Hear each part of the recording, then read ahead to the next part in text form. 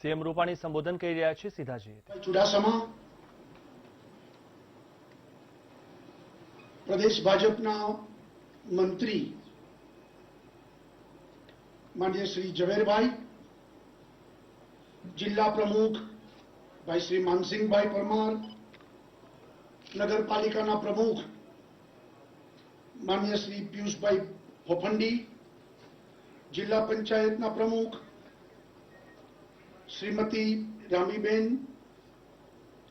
પૂર્વ મંત્રી જસાભાઈ, પૂર્વ ધારાસભ્ય રાજસિંહભાઈ, ઉપસ્થિત સૌ ચૂંટાયેલા કાઉન્સિલરો, અધિકારીશ્રીઓ, ભાઈઓ અને બહેનો,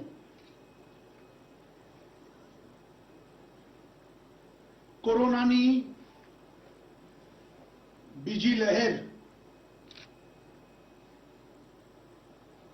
આપણે સંપૂર્ણ રીતે નિયંત્રિત કરીને કેસોમાં ખૂબ મોટો ઘટાડો અને લગભગ બીજી લહેર સમાપ્ત થઈ ચૂકી છે, ત્યારે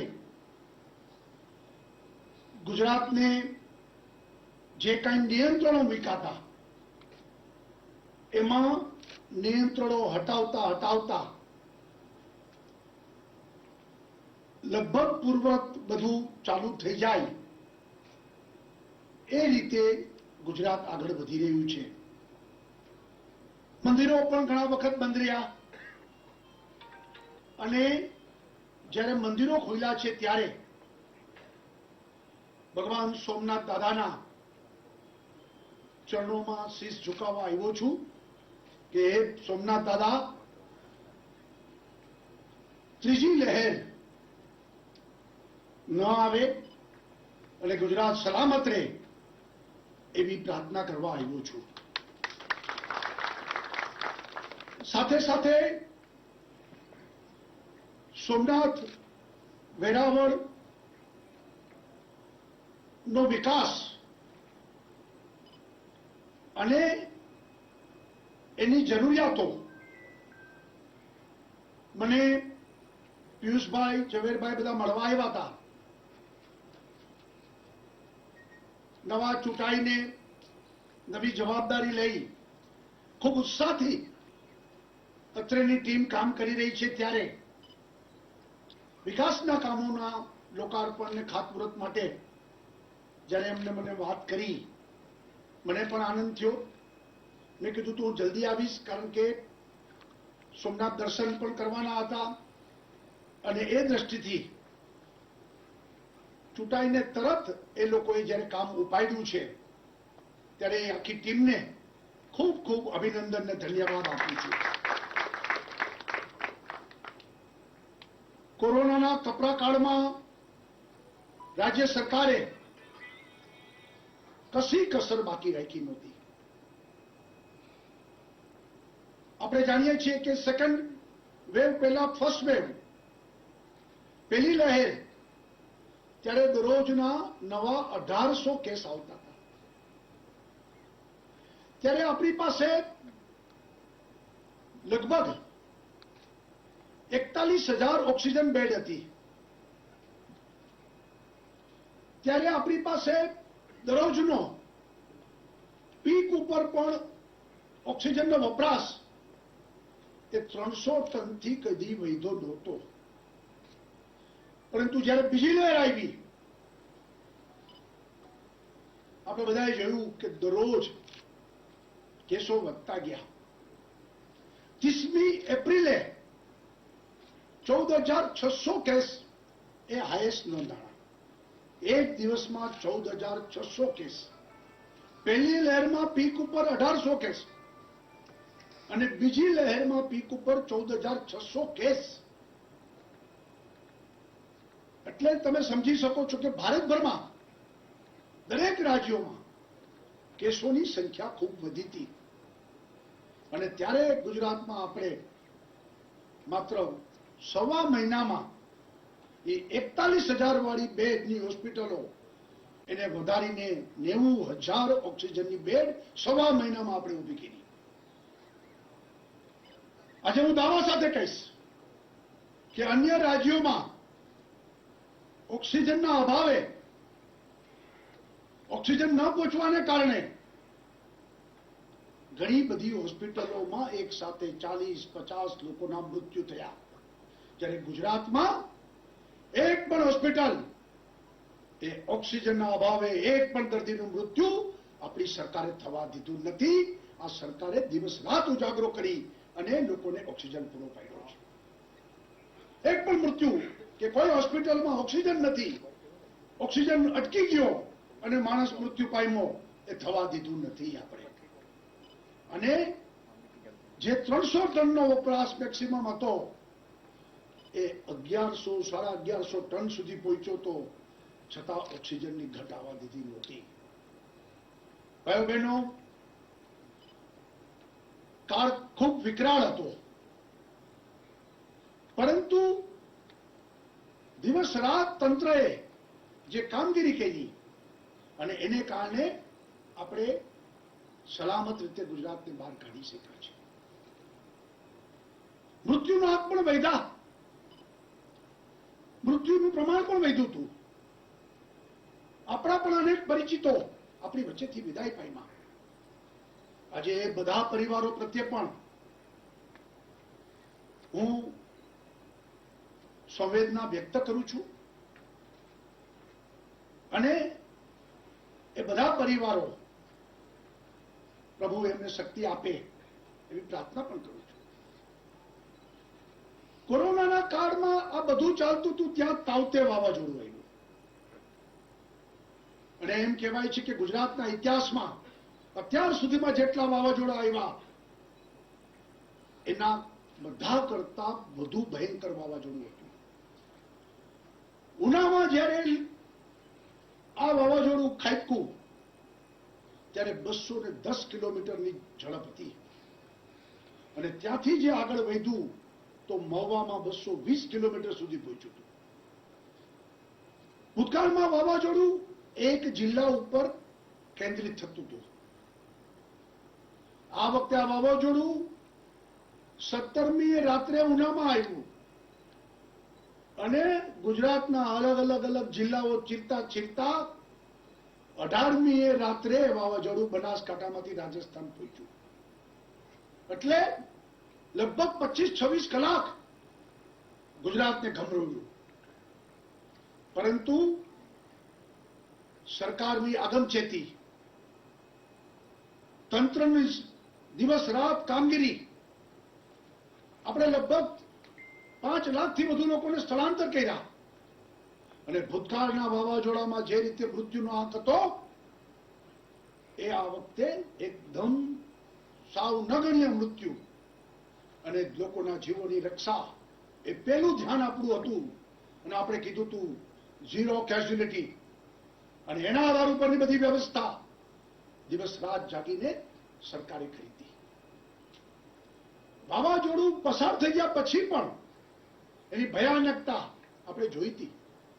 ગીર સોમનાથ, અમરેલી અને ભાવનગર જિલ્લાને વધારે અસર થઈ, પરંતુ સરકારે તાબડતોબ પેકેજને જાહેરાત કરીને દરેક ક્ષેત્રનો વિચાર કરીને, પછી એ ખેડૂતો હશે કે પછી માછીમારો હશે, લોકોને કેશડોલ આપવાની વાત હશે કે ઘરવખરી આપવાની વાત હશે, રાજ્ય સરકારે તાબડતોબ પેકેજની જાહેરાત કરી.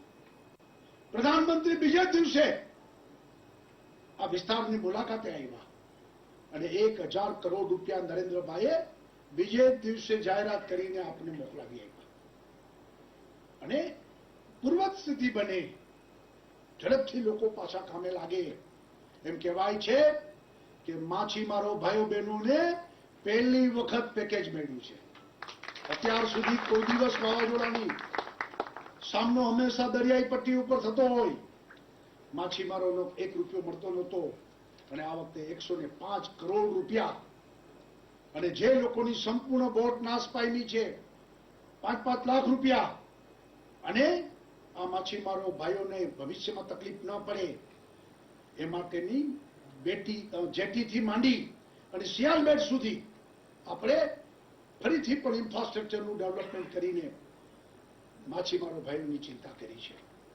પહેલી વખત બન્યું છે અને માછીમારો ભાઈઓને ઝડપથી સાજા થાય, ઝડપથી કામે લાગે, ઇન્ટરેસ્ટ, બેંકનું ઇન્ટરેસ્ટની સબસિડી ધંધા માટે એ પેકેજમાં આપણે જાહેર કરી છે કે એનો ધંધો અટકી ગયો, હજી બેંકમાંથી પૈસા લે અને બેંકનું વ્યાજ એ સરકાર ભોગવશે.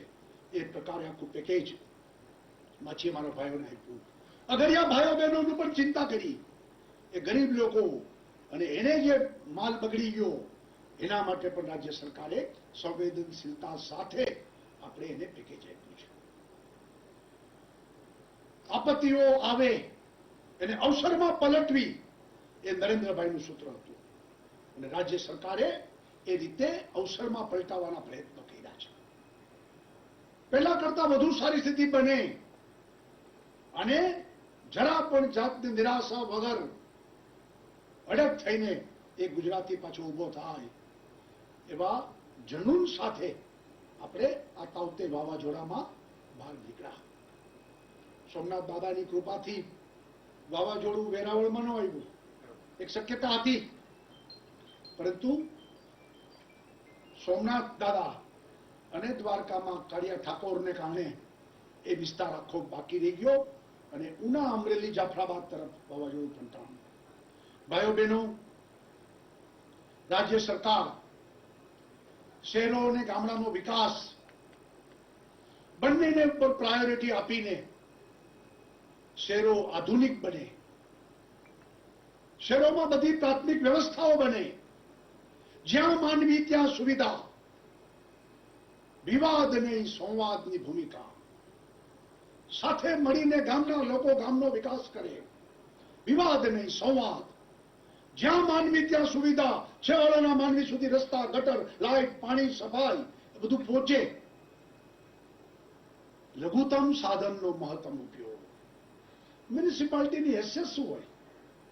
તો ઓછા સાધનો, ટાચા સાધનો, આવક હોય નહીં, છતાં લઘુત્તમ સાધનનો મહત્તમ ઉપયોગ કરીને લોકોને એની સુખાકારીની ચિંતા કરીને બધી સુવિધા લોકોને પ્રાપ્ત થાય, શહેરો આધુનિક બને, સ્માર્ટ સિટી બને, ગામડાઓ શહેરોની સુવિધા પ્રાપ્ત કરે, આત્મા ગામડાનો, સુવિધા શહેરની, એ મંત્રને લઈને ગામડાઓને પણ ચિંતા, શહેરોની પણ ચિંતા રાજ્ય સરકારે કરે છે.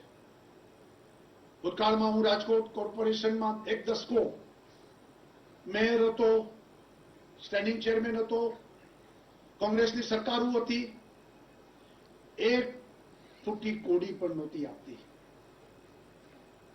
રાજકોટમાં પાણીની સમસ્યા તો આપણે બધા જાણીએ છીએ. ત્યારે એમ કહેવાતું કે ભાઈ રાજકોટ દીકરી ના આપ્યો, પાણીની બહુ તકલીફ છે. અને એ વખતે પણ કોંગ્રેસની સરકારો એક રૂપિયો આપ્યો નહોતો.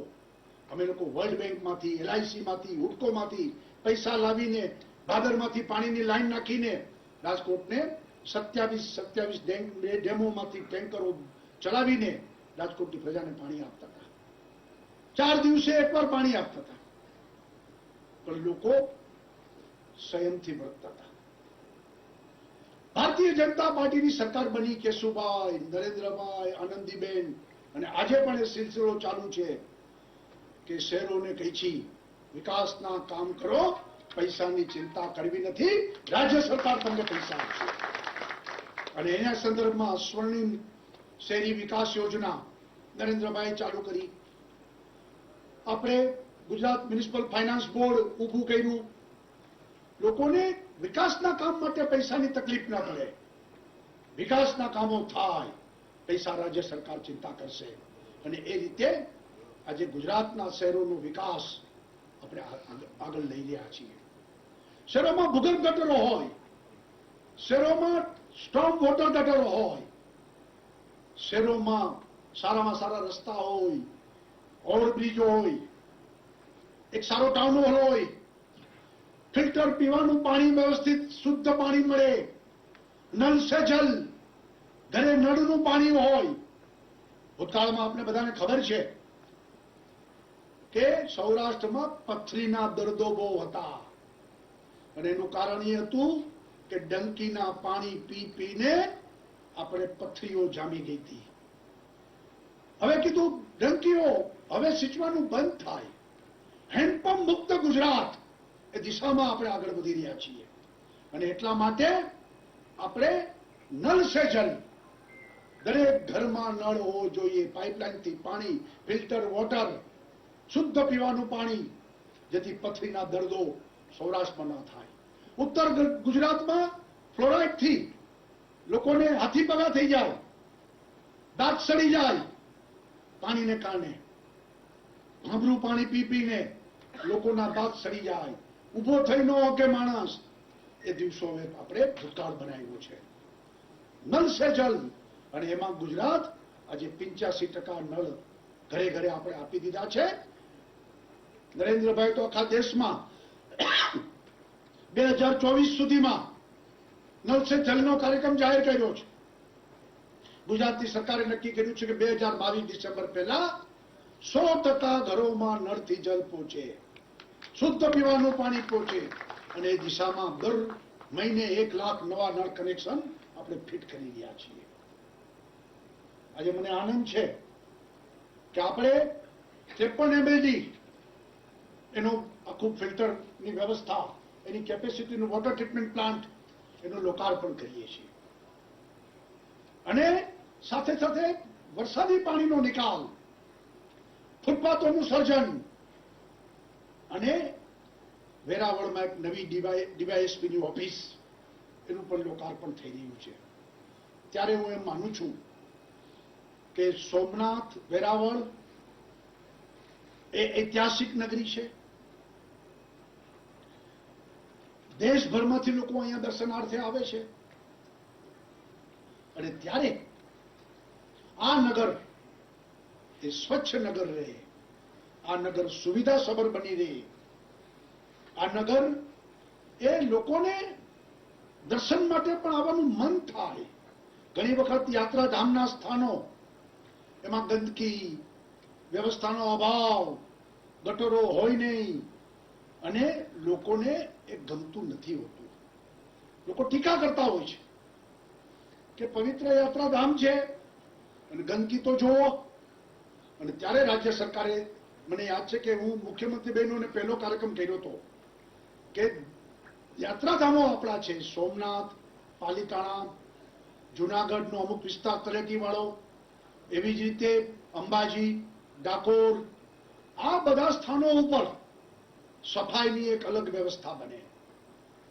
અને એના માટે એક મોટી મોટી કંપનીઓને આપણે આ કામ આપ્યું છે કે જે મુજબ અહીંયા પણ બીવીજી કંપની આ કામ કરી રહી છે કે 24/7 સાફ સફાઈ થવું જોઈએ. હવે આપને પરવડે એમ નથી. આપણું પણ જીવન ધોરણનો બદલાવ એ આવશ્યક છે. અને એટલા માટે સોમનાથ એ એવું સ્થળ છે કે જે ગુજરાત માટે, ભારતના બધા લોકોના જે રીતે યાત્રાધામ તરીકે આપણી એક પીઠ છે, અને એના દર્શન માટે લોકો આવતા હોય ત્યારે એકદમ સ્વચ્છ અને સુવિધાસભર સોમનાથ, વેરાવળ સંયુક્ત નગરપાલિકા એ એમની જવાબદારી છે. પિયુષભાઈ અને એમની ટીમને ખાતરી પણ આપું છું કે વિકાસના કામ માટે રાજ્ય સરકાર પૂરતા પૈસા આપશે. તમે લોકો કામ કરો અને વિકાસમાં આધુનિક સોમનાથ, આધુનિક વેરાવળ તમે લોકો બનાવો તેવી અપેક્ષા છે. અને સાથે સાથે સોમનાથ એક યાત્રાધામને અનુરૂપ જે કંઈ વિકાસના કામો કરવાના હશે એમાં રાજ્ય સરકાર તમને પૂરતી મદદ કરી રહેશે એવી હું તમને ખાતરી આપું છું. ભાઈઓ બહેનો, હજુ પણ આપણે કોરોના મુક્ત નથી, લહેરમાંથી નીકળી ગયા. તમને ધન્યવાદ પણ આપું છું કે બધા સોશિયલ ડિસ્ટન્સ સાથે બેઠા છો, બધાએ માસ્ક પહેર્યા છે, પણ હજુ પણ આ તકેદારી રાખવાની આવશ્યકતા છે. લોકોને અપીલ પણ કરું છું કે હજી માસ્ક અવશ્ય પહેરીએ, ભીડ એકઠી ન થાય, એસઓપીનું બરોબર પાલન થાય, અને આ કોરોના જ્યાં સુધી સંપૂર્ણ નષ્ટ ન થાય ત્યાં સુધી આપણે બધા લોકો ડર્યા વગર પણ સાવચેત રહીએ એવી આપ સૌની અપેક્ષા સૌનો આભાર, ધન્યવાદ.